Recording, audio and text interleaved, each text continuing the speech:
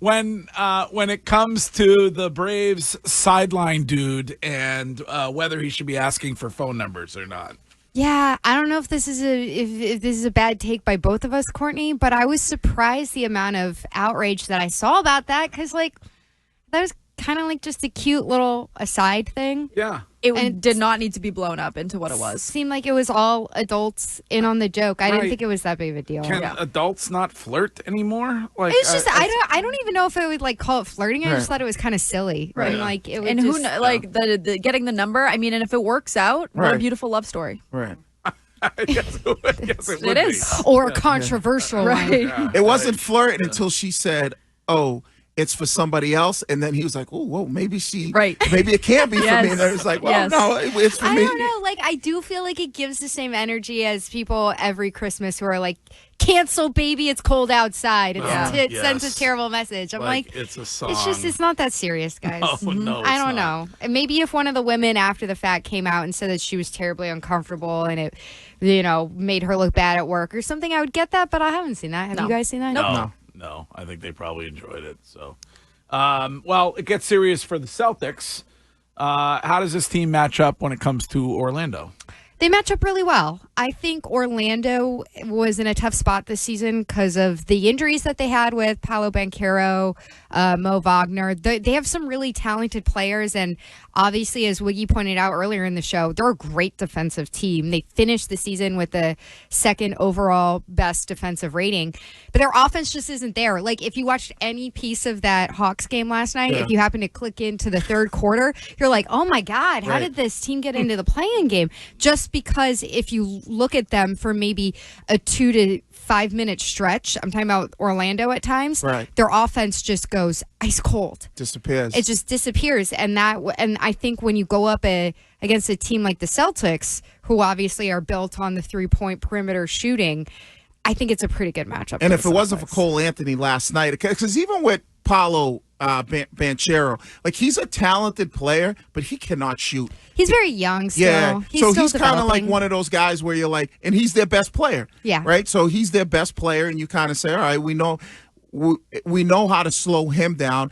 And even though they play great defense, are they going to be able to keep up with us on offense? And I just don't see Orlando keeping up. I think one of the things that's interesting about running it back with this Celtics team is they've become so much stronger with preventing their own turnovers, with being smarter with the ball. And a lot of Orlando's defense is predicated on being able to cause turnovers. So some of it will be like the difference to me, in my opinion, between a four-game series and a 5-game series might be like, can they turn them back into the old Celtics back in the 22 finals when, they've got crazy amounts of turnovers? I just don't see that happening. So you're not worried when you look at the regular season and how bad the Celtics were from 3-point when going up against the Magic, if they rely so heavily when it comes to their 3-pointers? I'm not, just because, and I know you pointed this out, Courtney, Tatum was out for 2 of those games. Even the crazy game that I think was like right before Christmas Eve, December 23rd, when Tatum was out, and it was a crazy back and forth game between Orlando and Boston.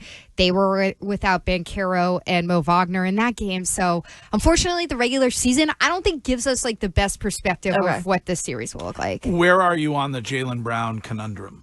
What is your saying of the conundrum? That he's going to play? Is he going to play? Do you want him to play? Should Joe Mazzulla tell him not to play?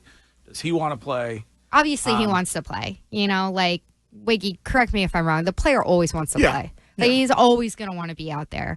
I think there's a bigger conversation around their exercise science staff, the coach, trainers involved. But I tend to look at it without knowing about the medicals of it. It seems like it looks like a pain tolerance thing. And I think that still seems to answer a lot of the questions at the end of the season about, like, why was he playing 20 minutes? Why did he shut it down then? It's trying to gauge what he can do when it's feeling the way that it's feeling. And if he can be 85%, I think the biggest thing this year, or this playoff run, in my opinion, is where Kristaps Porzingis is. Like, the health of Kristaps. Like, he seems healthy. He seems ready to go. It seems like there's no issues, knock on wood.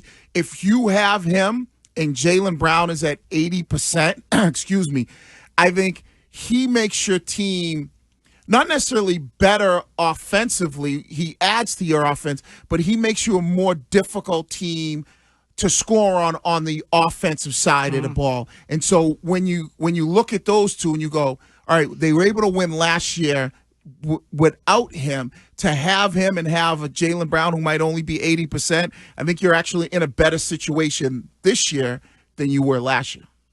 I don't know, though, because if you think of Jaylen Brown, like, he's saved this Celtics team in a lot of postseason situations. And so that's what worries me. Kristaps hasn't done that for them in the postseason before. So I know I'm looking at history, but I wouldn't want Jaylen Brown not to be able to help a Celtics team that might be struggling because of a pain tolerance. But you remember when Porzingis came back in the championship, that first game he had, 28? I mean, he was on fire. It just, you get something.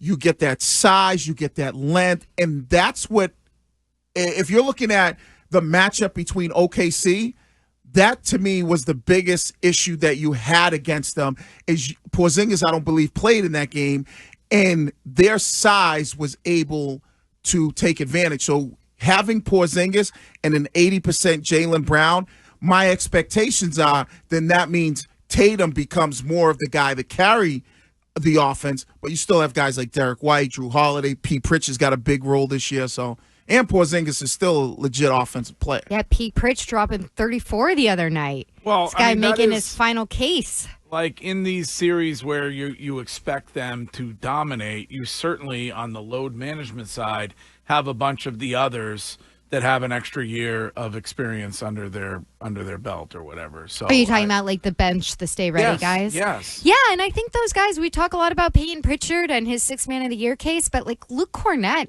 looks like a totally different player than he did last year. What he's able to do in the pick and roll game, especially with Jason Tatum, like they're still, when they roll back this team from last year, developing and finding guys kind of in the middle to the late rotation. And so I think as much as we look at it, we go, okay, it's going to be like a 6 or 7 guy story when you get to probably the Cavs in the Eastern Conference Finals and the Finals. We all know that those guys have their games. We all know that those guys in the stay ready group in the middle of the rotation have their moments throughout the playoffs. So I think it'll be exciting, even in these early rounds, to see those games for those guys.